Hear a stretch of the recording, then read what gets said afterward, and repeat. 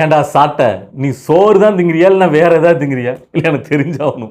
அது எப்படா கொஞ்சம் கூட குச்சு நச்சமே இல்லாமல் போன மாதம் ஒரு உருட்டு இந்த மாதம் ஒரு உருட்டுன்னு அப்படியே மாற்றி மாற்றி உருட்டுறீங்க. ஒரு பொது வெளியில் உட்காந்துக்கிட்டு பார்த்துட்டு இருக்க பொதுமக்கள்லாம் உங்களை காரி தூக்குவான்னு கொஞ்சம் கூட யோசிக்க மாட்டீங்கன்னு.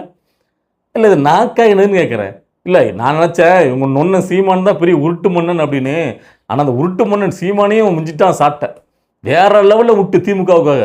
திமுகவோடைய ஐடிவிங்க மாறி நிற்கிறான். திமுக கார ஐடிவிங்க கூட இவ்வளோக்குள்ள திமுக முட்டு கொடுத்து நிற்பான்னு தெரியாது. ஆனால் இவன் மொத்த ஆளாக வந்து நின்றாங்க. எப்படி தான் இப்படிலாம் வந்து மானம் கட்டி குத்திடுறாங்கன்னு தெரியல. ஸோ பேசாமல் நாம் தமிழர் கட்சி அப்படிங்கிற கட்சி பேரை மாற்றிட்டு நாம் திமுக கட்சி வச்சுருங்க. 100% பக்கா பொருத்தமாக இருக்கும். ஸோ இன்றைக்கி நம்ம எதை பற்றி பேசிகிட்டு இருக்கோம் அப்படின்னு கேட்டிங்கன்னா, இந்த சாட்டை பையா இருக்கான்ல, இந்த சாட்டை பையா திமுகவுக்கு தான் முட்டு கொடுத்துட்ருக்கான். நாம் தமிழர் கட்சியை வளர்க்குறதுக்கோ நாம் தமிழ் கட்சியை தூக்கி நிப்பாட்டுறதுக்கோ இவன் வந்து பேச மாட்டேங்கான் அப்படிங்கிறது நம்மளுக்கெல்லாம் தெரியும். ஏன்னா இவன் வந்து காசு வாங்கிட்டு என்ன மாதிரி கூறான் அப்படிங்கிறது நம்ம தான் பார்த்துட்டே இருக்கோமே. இந்த தேர்தல் சமயத்திலிருந்து இவனுக்கு எப்படி எப்படி நேரத்துக்கு நேரம் யார் யாருக்காக ஊட்டுவாங்க அப்படின்னு தெரியும். ஸோ இப்போ அதில் உச்சபட்சமாக போய் நின்றுக்கிட்டு அப்படியே புழுகுறாங்க. அண்ட புழுகு ஆகாச புழுகு மாதிரி. அதை பார்த்த உடனே இவனுக்கு போகிற போக்கில் நிமிதி விடணும்னு நம்மளுக்கு கண்டிப்பாக தோணிட்டு அதுக்காக இந்த வீடியோ பதிவு. இதை நம்ம கடந்து போக முடியல. ஏன்னு கேட்டிங்கன்னா இப்போ ரீசெண்டாக நடக்கிற அதாவது நம்ம சட்டமன்றத்தில் மானிய கோரிக்கைகள் ஒவ்வொரு துறை சார்ந்து நடந்துகிட்ருக்கு. அதில் டாக்டர் பொறுப்பிற்கால கனிமவளத்துறை அமைச்சர் அவர் வந்து பேசியிருக்கும்போது அதாவது இந்த மலைகள் எல்லாம் பார்த்தீங்கன்னா முழுங்கிட்டாங்க, மலைகளை காணவே இல்லை அப்படின்னு சொல்லி சில மலைகளை பேர சொல்லி இந்தந்த மலைகள்லாம் காணலை இந்தந்த வருஷத்தில் அப்படின்னு சொல்லி குறிப்பிட்றாரு. இதை எடுத்து வச்சுட்டு அதுக்காகவே ஃபுல்லாக ஒரு வீடியோ மேக் பண்ணி போட்டிருக்கான். மலைகளை காணும்னு அமைச்சர் சொல்கிறாரு. அமைச்சர் கொஞ்சம் புள்ளி வரமே தெரில, கொஞ்சமாவது நாலேஜ் இருக்க வேண்டாமா? மலைகளை காணும்னா அப்போ இங்கே நம்ம நாட்டில் போட்டுக்க ரோடெல்லாம் எங்கேருந்து எப்படி போட்டாங்க? பிரிட்ஜு கட்டுறாங்களா, எப்படி கட்டுறாங்க? மெட்ரோ ட்ரெயினுக்கு இவ்வளோக்குள்ள கட்டுறாங்களா? இதுக்கெல்லாம் பார்த்தீங்கன்னா ஜல்லி கற்கெல்லாம் எங்கேருந்து கொண்டு பிடிச்சி அந்த மலையை உடச்சாதானே இங்கெல்லாம் வர முடியும். இதெல்லாம் பண்ணணும்னா இவ்வளோ வளர்ச்சி அடைஞ்சிருக்குன்னா தமிழ்நாடு இதெல்லாம் கொண்டு உடச்சி தானே, மலையை உடச்சானே இதெல்லாம் பண்ண முடியும். இதுக்கு உண்டான கற்கள் ஜல்லி அந்த கிராவெல்லாம் எங்கேருந்து வரும் அப்படின்னு ரொம்ப புத்திசாலித்தனமாக பேசுகிறான்.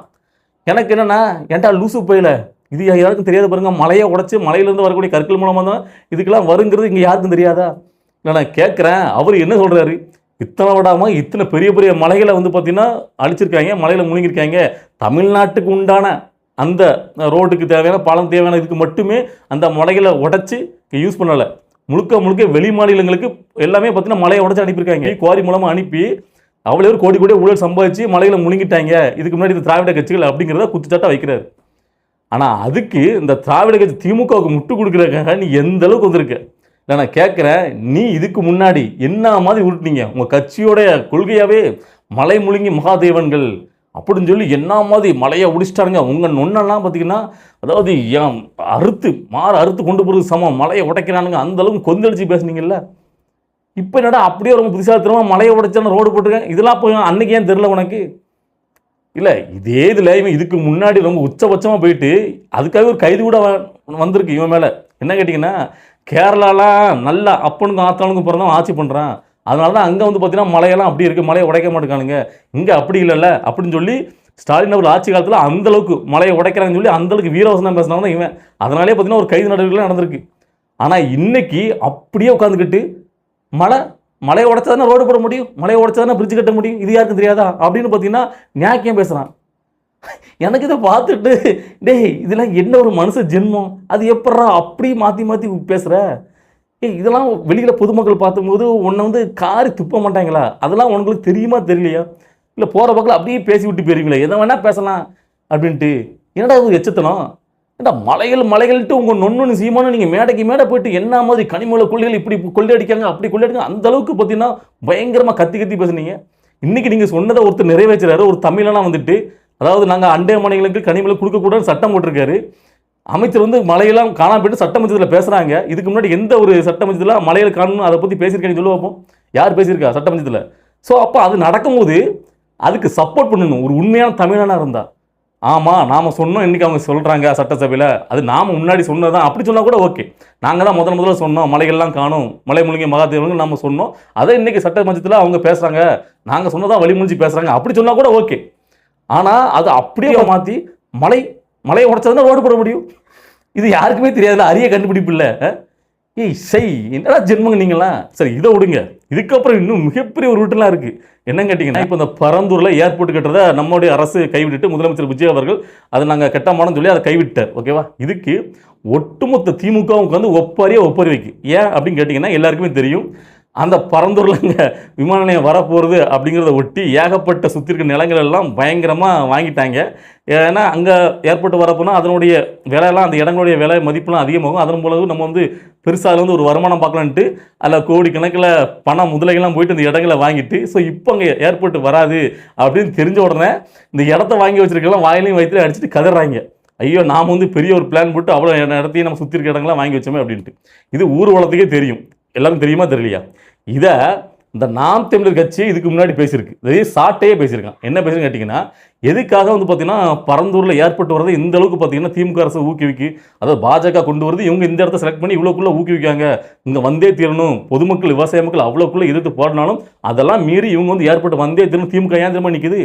திமுகவுடைய தலைவர் மு க ஸ்டாலினுடைய மனைவி பேரில் ஒரு வாட்டர் கம்பெனி அங்கே இருக்குது. ஸோ அதனால தான் பார்த்தீங்கன்னா அவங்க இந்த இடத்துல வந்து பார்த்தீங்கன்னா வந்தே ஆகணும். ஏன்னா அப்போ அதனுடைய மதிப்புலாம் அது கூடும்ல, அதோட வேல்யூலாம். ஸோ அதனால தான் பார்த்தீங்கன்னா அவங்க அங்கே வரணும்னு அவங்க விரும்புகிறாங்க. அது மட்டும் இல்லாமல் G2 அதை சுற்றி இடங்களை வாங்கி வச்சிருக்கு. அந்த அளவுக்கு விவசாய மக்களுக்கு எதிராக நிற்குது இந்த திமுக அப்படின்னு சொல்லி திமுகவை கிழிச்சிருக்கான் இந்த சாட்டை திறமைங்க. ஸோ அந்த வீடியோ காணலாம் இன்னும் சோஷியல் மீடியாவில் இருக்குங்க, அவனோட யூடியூப் சேனலில் இருக்குது.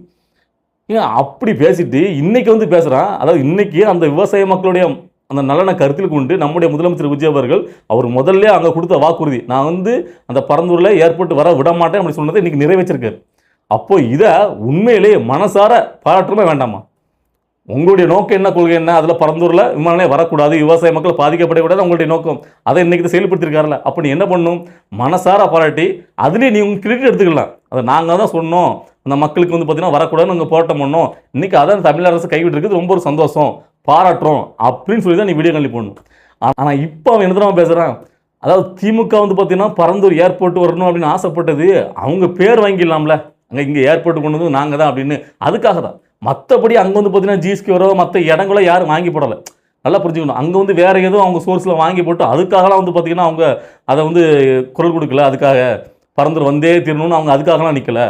அங்கெல்லாம் சுற்றி இருக்க இடங்கள்லாம் அவங்க ஒன்றும் வாங்கலை, அங்கெல்லாம் அவங்களுக்கு உண்டான நிலங்கள் இருந்த மாதிரி தெரியலை அப்படின்னு அப்படியே திமுகவுக்கு சார்பாக பார்த்தீங்கன்னா உருட்டுன்னு உருட்டுறாங்க.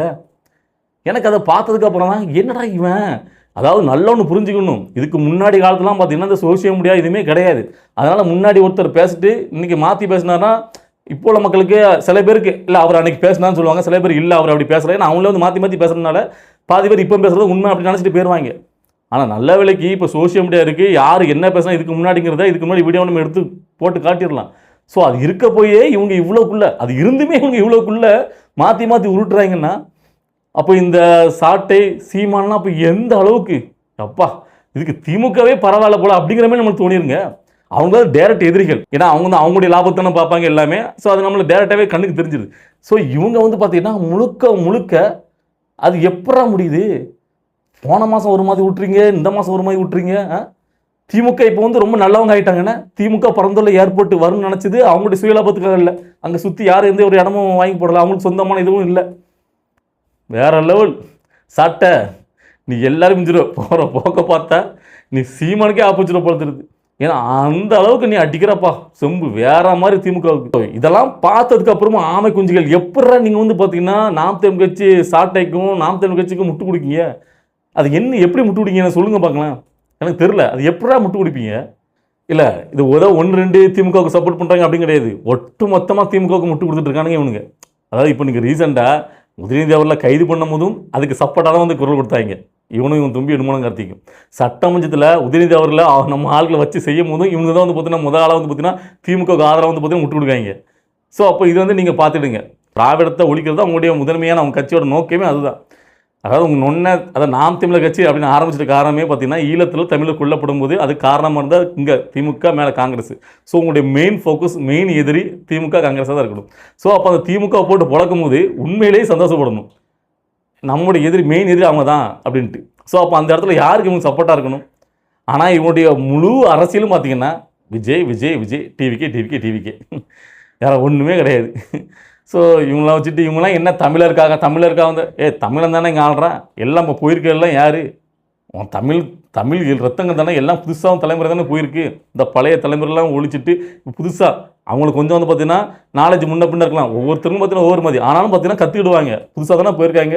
ஸோ அப்போ அவங்க எங்கேயாவது பார்த்தீங்கன்னா ஒரு வார்த்தையை விட்டாலோ ஏதோ மாதிரி பேசினாலோ அவங்களுக்கு வந்து சப்போர்ட்டாக தான் நிற்கணும். சரி, அவங்க வந்து அடுத்தாப்புல முன்னேறி விடுவாங்க அப்படின்ட்டு. ஆனால் அதை விட்டுட்டு முழுக்க உட்காந்துட்டு ஒப்பாரியாக வச்சு தருறான் 24 மணி நேரம். என்ன ஜென்மமும் தெரில. சரி, ஓகே. எனக்கு நேற்று இவன் பேசின வீடியோவெல்லாம் நம்ம பசங்க தூக்கி போட்டு அன்றும் இஞ்சும் அப்படின்னு சொல்லி சாட்டையோட வீடியோக்கெல்லாம் போட்டே இருந்தாங்கல்ல, அதை பார்த்தோன்னே எனக்கு செம்ம கடுப்பாயிட்டு இவனுக்கு நாக்கா பிடுங்குற மாதிரி 4 கேள்வி கேட்டே தீரணும் அப்படி தான் முடிவு பண்ணேன். அதுக்காக தான் இந்த வீடியோ காலி. சரி, ஓகே. இந்த வீடியோ பார்க்கும்போது உங்களுக்குலாம் என்ன தோணுது? நீங்கள் என்ன கேள்வியோ அவங்கள பார்த்து கேட்க நினைக்கிறீங்களோ அந்த கேள்வியெல்லாம் கமெண்ட்டில் பதிவு பண்ணுங்கள். அடுத்த கட்ட அரசியல் நிகழ்வை பார்த்து நம்மளுடைய வீடியோ வரும். வெயிட் பண்ணுங்கள்.